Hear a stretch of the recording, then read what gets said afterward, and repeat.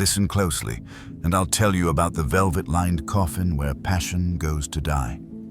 There's an old Bavarian legend about a woodcutter who fell in love with his own shadow. Every dawn, he'd chase it westward. Every dusk, he'd pursue it east. The villagers found him decades later, still running, his feet worn to bone, his eyes reflecting nothing but darkness. They say he smiled as he died, finally catching what was never there. This is what Jung saw when he peered into the male psyche and found the anima. Not a muse, not a goddess, but a projection so intoxicating that men would rather be consumed by illusion than face the terror of their own incompleteness. Picture this. A man sits in a bar at 2:47 a.m., nursing his fourth whiskey, scrolling through her Instagram. She hasn't posted in 3 months. He's memorized every photo, every comment, every timestamp. The bartender, a woman with tired eyes who's seen this ritual 1,000 times, doesn't bother asking if he wants another. She knows he's not drinking alcohol. He's drinking absence. The anima, Jung whispered from his tower in Bollingen, is the feminine aspect of the male unconscious. But here's what the old wizard didn't tell you in his sanitized academic papers. She's also a vampire that feeds on worship. A 2024 study from the Journal of Personality Disorders found that men who idealize romantic partners show increased activity in the same brain regions associated with religious ecstasy and cocaine addiction. The researchers called it neurological idolatry. I call it building cathedrals to ghosts. You see, when a man projects his anima onto a woman, he's not falling in love with her. He's falling in love with the parts of himself he's too terrified to own. His tenderness becomes her smile. His creativity becomes her laugh. His capacity for beauty becomes the way she tilts her head when she's thinking. And slowly, imperceptibly, like ivy strangling an oak, she begins to possess everything he refused to claim. I once knew a pianist. Brilliant, they said, until he met her. She didn't even like music, but in his eyes, she was music. He'd play for hours, watching her face for approval that never came. His fingers, once independent and wild, learned to move only in patterns he thought might please her. The music died, note by note, replaced by a hollow performance of what he imagined she wanted to hear. She left him, of course. Not because she was cruel, but because no human can bear the weight of being someone else's entire soul. But here's the grotesque punchline. He kept playing for her absence. Every night, the same songs. To an empty chair, waiting for applause from a woman who had become more real in her absence than she'd ever been in her presence. Tell me, dear listener, have you ever noticed how the people you worship most are always the ones who barely see you? The anima possession is a haunting more intimate than any ghost story. It begins with admiration, ferments into obsession, and crystallizes into a kind of living death where a man exists only as a satellite to his projection. He stops developing his own interests. Why would he need them when she is his interest? He abandons his friends, their voices pale compared to the symphony of her imagined approval. He forgets how to be alone. Solitude becomes a waiting room for her return. There's a word in Portuguese, saudade, for the presence of absence, the weight of what's missing, but anima possession goes deeper.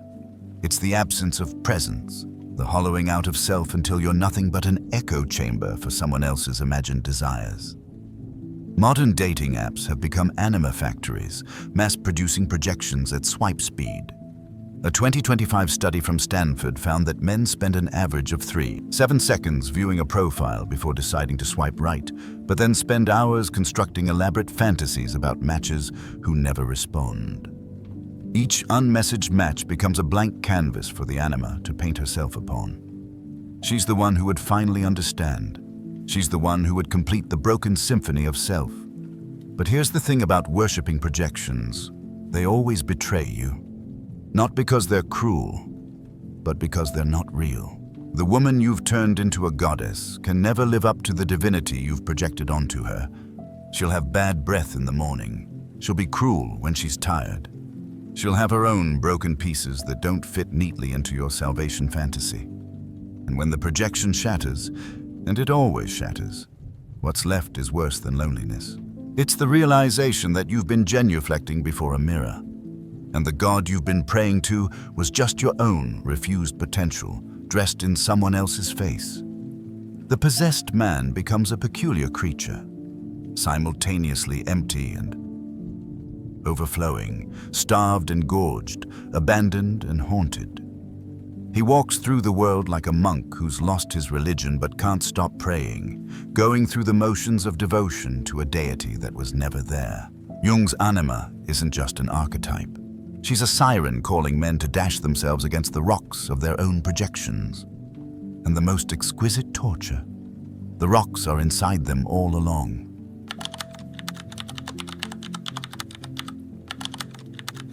She sings loudest when you plug your ears. Let me tell you about the summer I learned to breathe underwater. Not literally, though God knows I tried. I mean the summer I discovered that the harder you chase the anima, the faster she transforms into everything you'll never catch. Like trying to hold smoke in your fists or photograph the wind. There's a Japanese folk tale about a fisherman who fell in love with the moon's reflection in the water. Night after night, he'd cast his nets, trying to pull her silver face from the waves. The moon, amused by his devotion, decided to visit him in human form. But when she appeared at his door, flesh and blood and breathing, he didn't recognize her. He was too busy staring at the water, waiting for his projection to surface.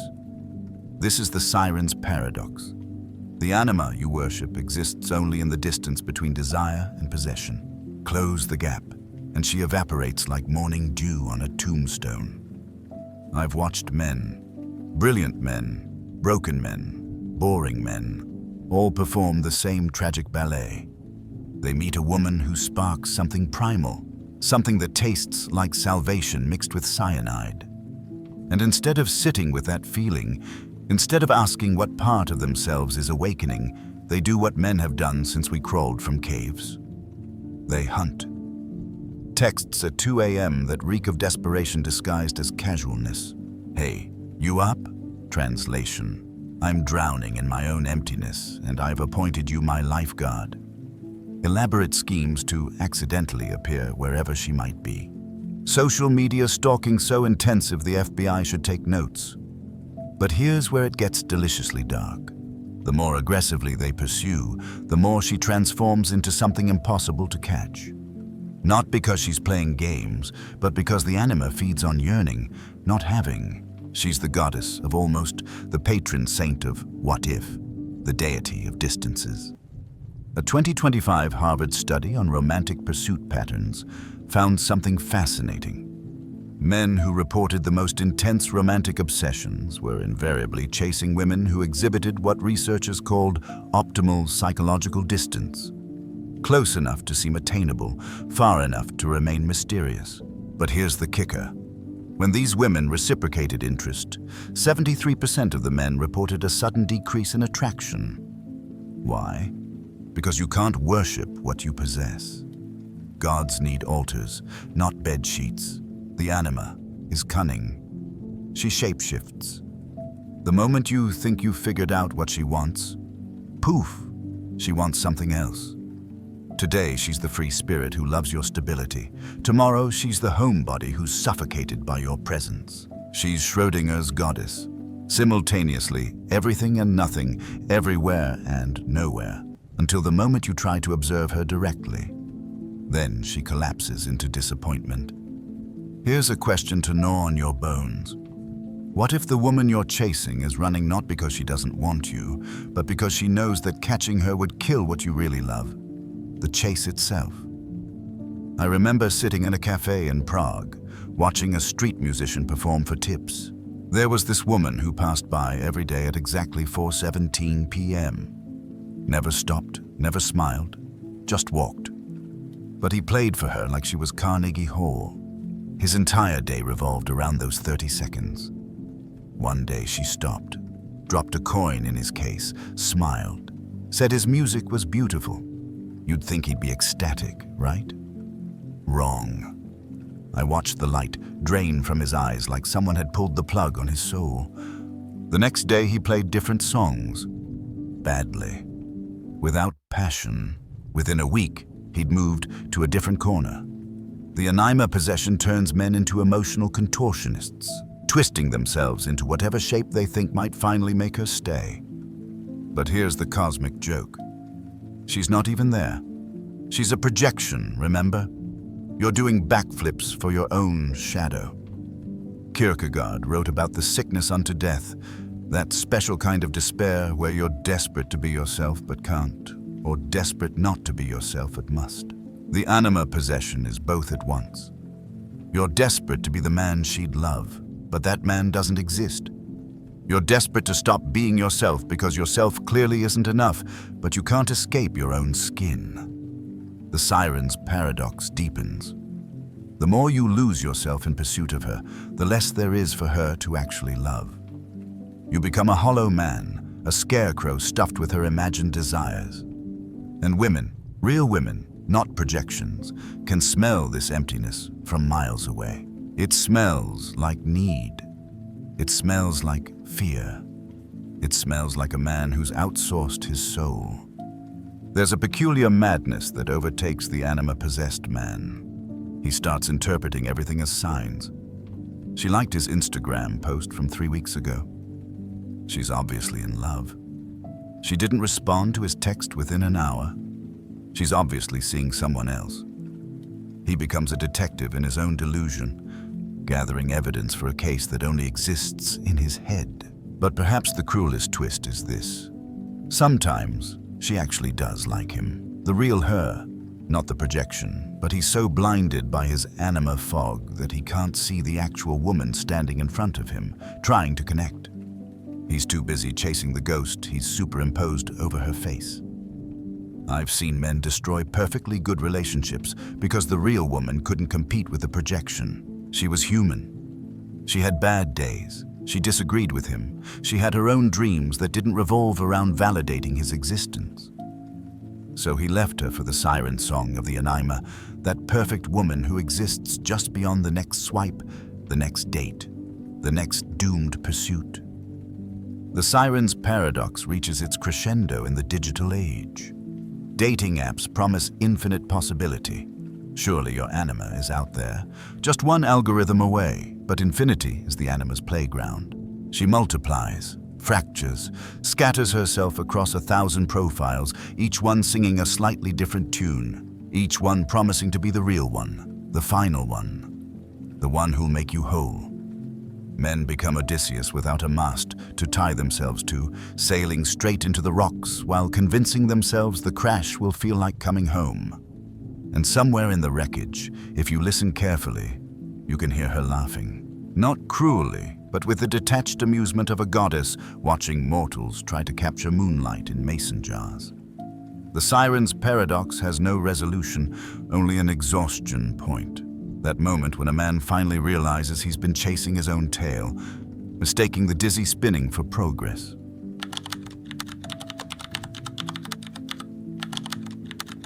When predators learn to love their cages, here's a bitter joke for you.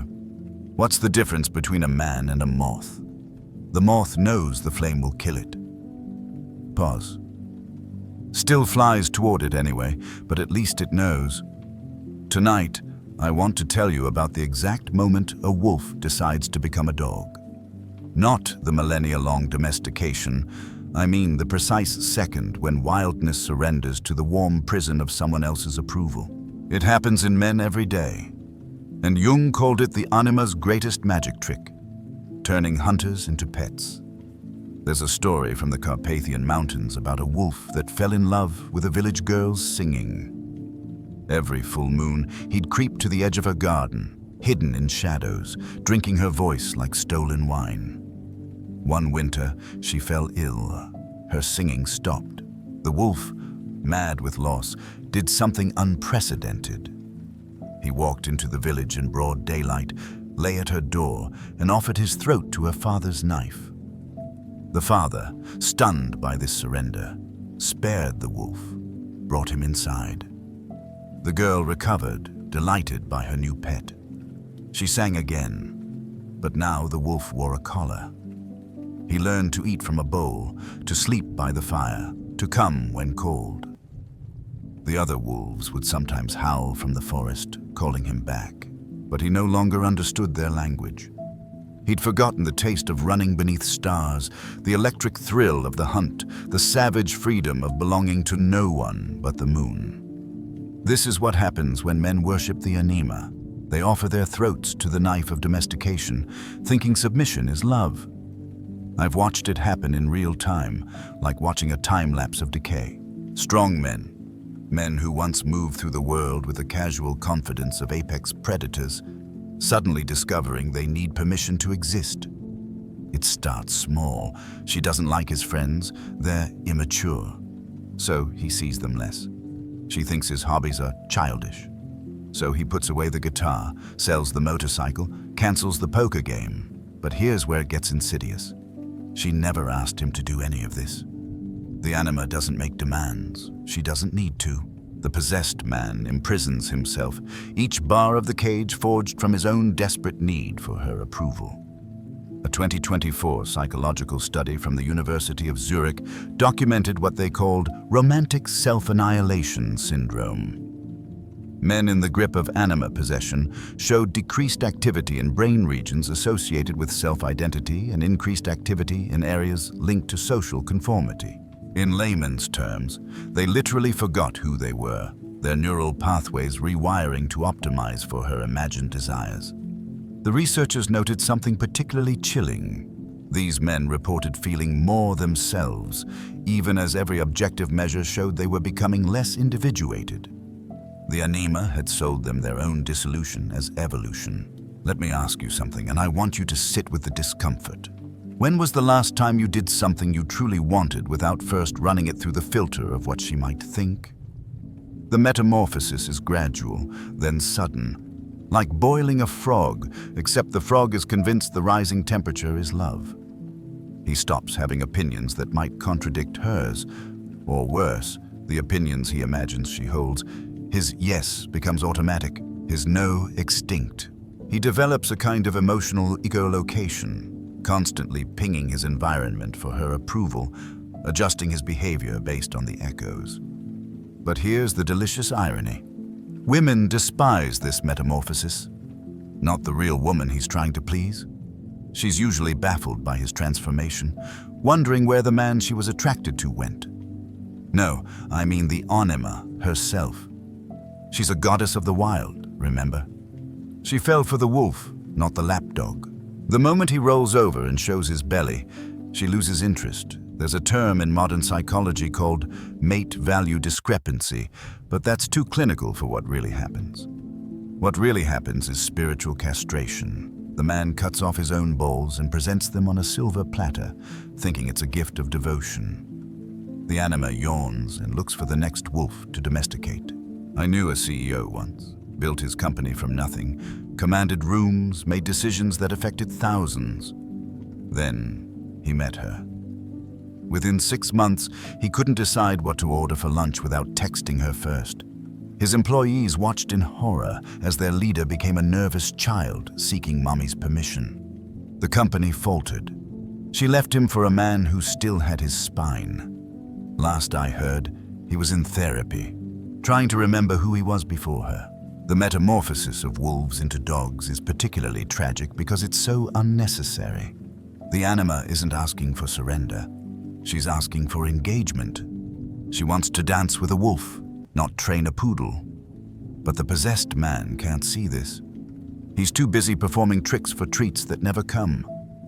Schopenhauer wrote about the hedgehog's dilemma, how beings need closeness for warmth, but their spines wound each other if they get too close. The Anima-possessed man solves this by pulling out his own spines, one by one, until he's nothing but soft, vulnerable flesh. Then he wonders why he's always cold, always hurt, always bleeding. Modern culture celebrates this metamorphosis. Happy wife, happy life, they chant, as if happiness could be built on the grave of selfhood. She changed me for the better, men say, not realizing they've confused change with erasure. The Anima possession has been rebranded as romance, sold as evolution, packaged as maturity. But maturity isn't learning to heal. It's learning to run alongside someone without losing your own direction. The wolf who becomes a dog can never go back. That's the tragedy Jung understood, but politely academicized. Once you've tasted the narcotic comfort of approval, the wild tastes like terror. The forest becomes a threat instead of home. The moon stops calling your name. You're left in the peculiar purgatory of the domesticated. Too tame for the wild. Too wild for true tameness, forever pacing the fence line of what you used to be. And the Anima? She's already moved on, her eyes scanning the horizon for the next wolf to break. Not because she's cruel, but because that's her nature. She's not a destination. She's a force of transformation. The question is whether you'll let her transform you into more of yourself or less. The real tragedy isn't that wolves become dogs. It's that they think the collar is a crown, the cage is a castle, and their submission is strength. They mistake their own diminishment for growth, their own taming for love. Somewhere tonight, a man is deleting his dreams from his phone, unfollowing his passions, reshaping his soul to fit someone else's imagination of who he should be. He thinks he's becoming worthy of love. He's actually becoming worthy of pity. The metamorphosis is complete when he no longer remembers what his own howl sounded like. When the call of the wild becomes just noise. When he's grateful for the leash because at least it means he belongs to someone, even if he no longer belongs to himself.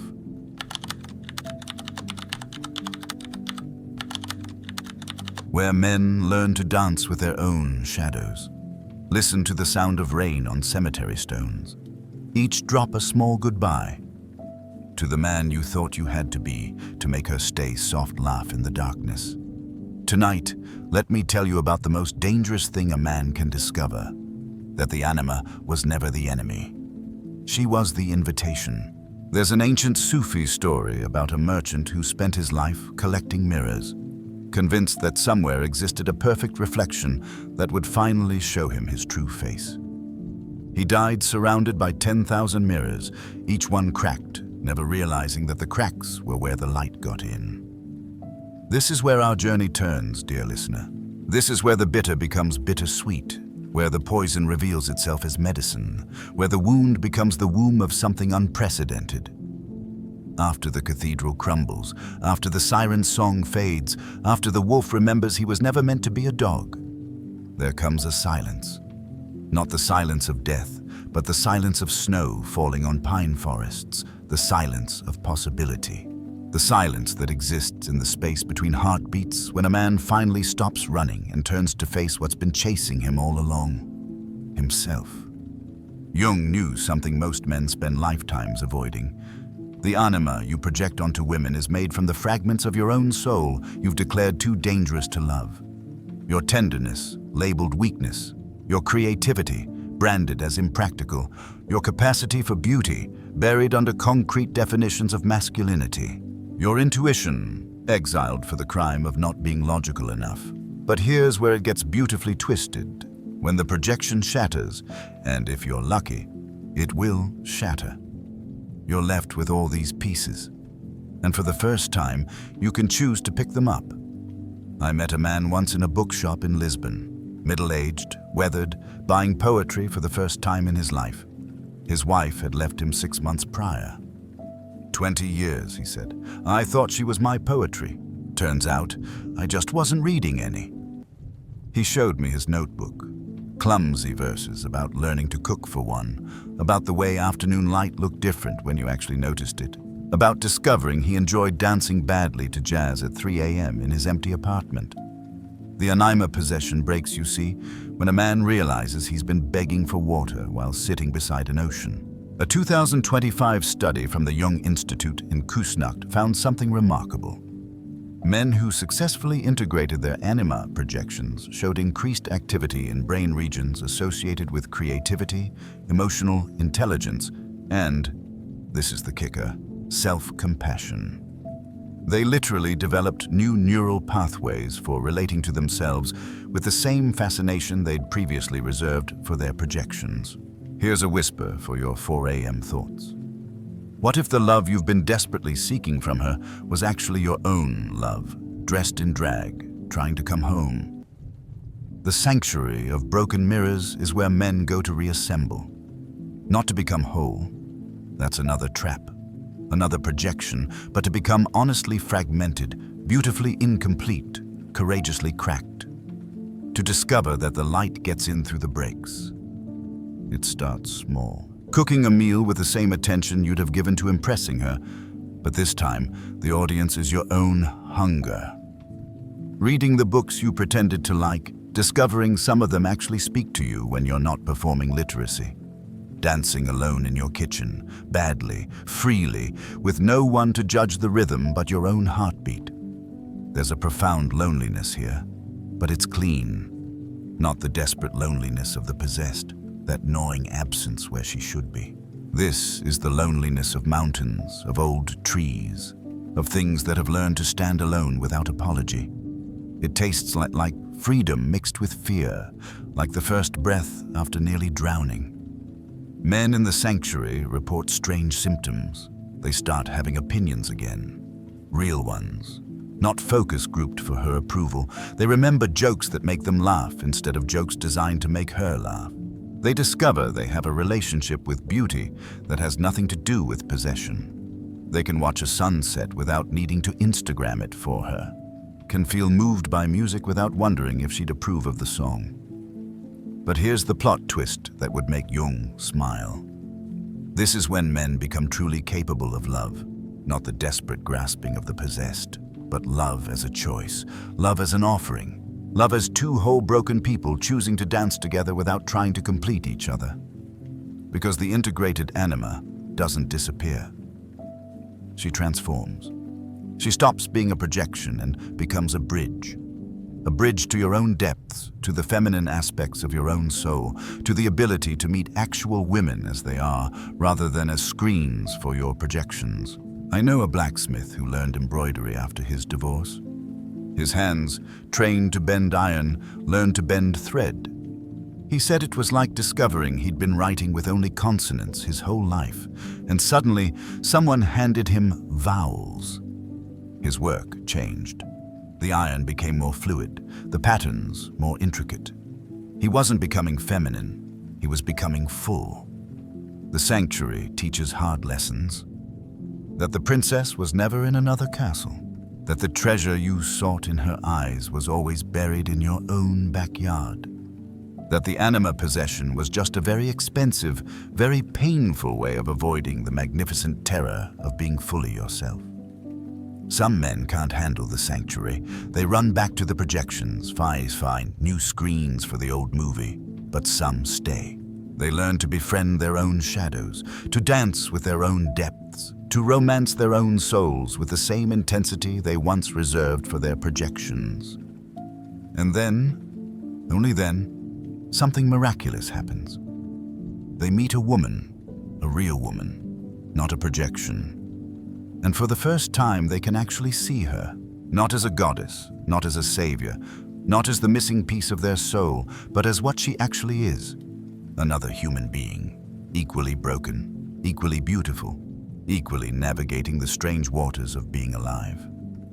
The sanctuary of broken mirrors offers no promises except this. You'll never be the same. You'll carry the scars of your projections like a map of where not to go again. But you'll also carry something else.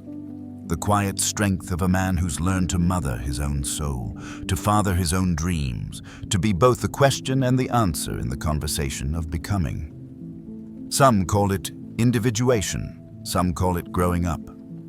I call it the moment when a man stops worshipping at the altar of his projections and starts building a home in his own bones. The Anima watches from the shadows.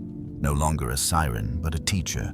No longer a goddess, but a guide, smiling at another student who finally understood the lesson. The love you seek is seeking you, and it's been living in your chest all along, waiting for you to stop looking elsewhere and finally come home.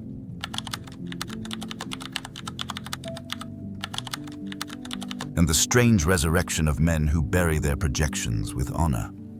I want to tell you about the most beautiful funeral I ever attended. No one died. Not literally, but something was buried that day. Something that needed to rest. The mourner, a man I'd known through his possession and out the other side, had built a small pyre in his backyard.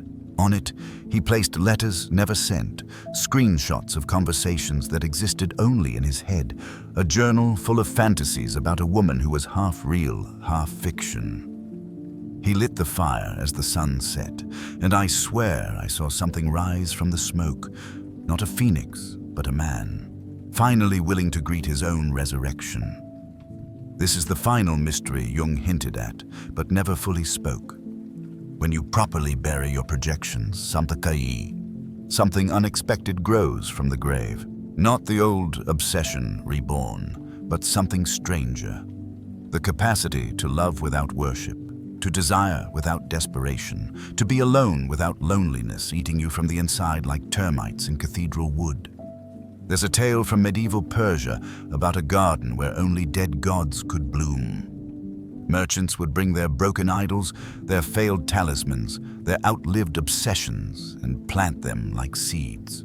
The garden keeper, a mad mystic who spoke in riddles, promised nothing except that something would grow.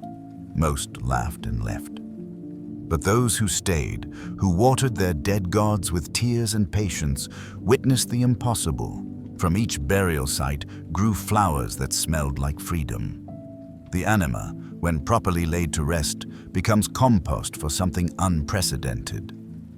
But here's what nobody tells you about this garden. You have to tend it. You can't just bury your projections and walk away. You have to visit the grave, not with flowers, but with curiosity.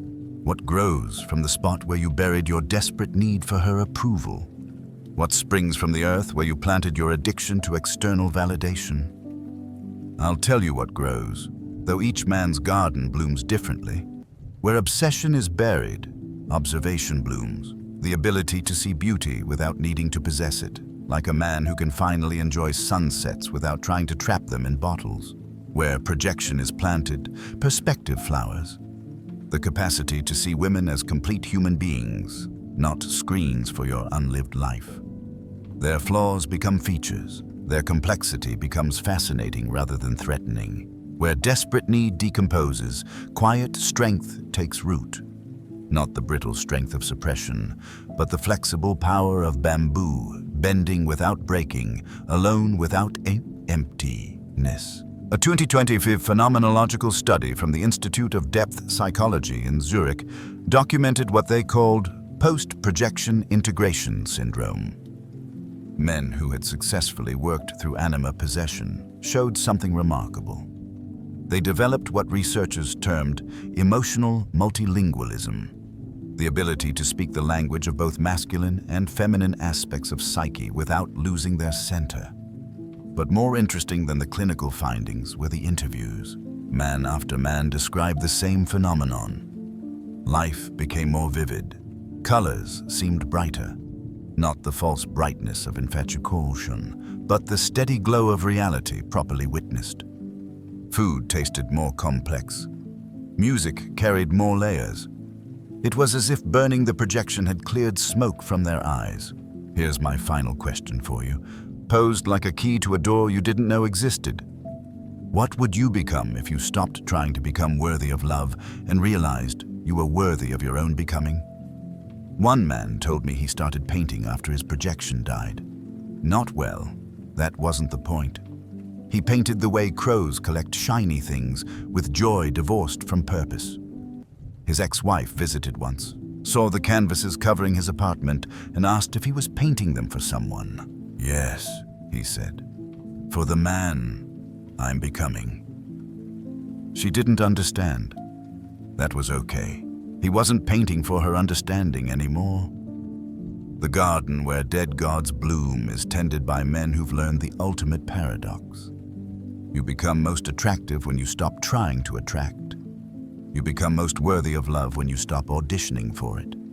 You become most yourself when you stop performing yourself for an audience that was only ever in your head. But let's not pretend this garden is paradise. It's not. It's a working garden, full of compost and worms and the smell of decay transforming into soil. Some days, You'll want to dig up what you buried, try to revive the old projections. They were painful, yes, but at least they were familiar. At least they gave structure to the chaos of being human. The garden asks more of you than the possession ever did. The possession just wanted your soul. The garden wants your participation in your own becoming. I know men who've built entire lives in these gardens. They date differently now, not hunting for the perfect anima to project upon, but curious about the actual human sitting across from them. They love differently too, not the desperate clutching of the possessed, but the open-handed offering of those who've learned they can't lose what's truly theirs. Some marry, some don't. Some find partners who tend their own gardens nearby. Some discover that solitude, properly inhabited, is its own form of intimacy. All report the same thing. Life after projection is both harder and richer than life during possession. Like the difference between watching a movie about climbing a mountain and actually feeling the stone beneath your fingers, the air thinning in your lungs, the view earned with your own effort. Jung knew that individuation, that $10 word for becoming who you actually are, requires sacrifice. But he was too polite to say what kind. You have to sacrifice your addiction to being saved. You have to burn your fantasies of completion through another. You have to bury your dead gods with your own hands and trust that what grows will be worth the loss. The garden where dead gods bloom isn't for everyone. Some men prefer the familiar agony of projection to the unknown territory of integration. They'll chase new animas until they die, each one a variation on the same theme, each one promising to be different, each one ending the same way. That's their choice. The garden doesn't judge. It just waits. But for those who enter, who plant their projections and tend what grows, something unprecedented blooms. The capacity to be alone without being lonely, to love without losing themselves, to desire without desperation, to dance with the anima instead of being devoured by her. In the end, the anima possession was never the disease. It was the symptom. The disease was the belief that you were incomplete, that somewhere outside yourself lived the missing piece. The cure isn't finding the piece. It's realizing you were never missing anything. You were just holding the map upside down. The garden blooms at night, when former slaves to projection water their strange new flowers and realize they've become gardeners of their own souls. Not perfect, not complete, but real, finally real. Tending a beauty that belongs to no one but themselves and therefore can be shared without fear of loss. This is Jung's final gift, wrapped in academic language but burning with mystic fire. The anima will possess the man who worships her, yes, but the man who buries his worship with honor, who tends the grave until it becomes a garden, who learns to dance with his projections instead of being danced by them, that man becomes possessed by something far more dangerous than any projection: himself.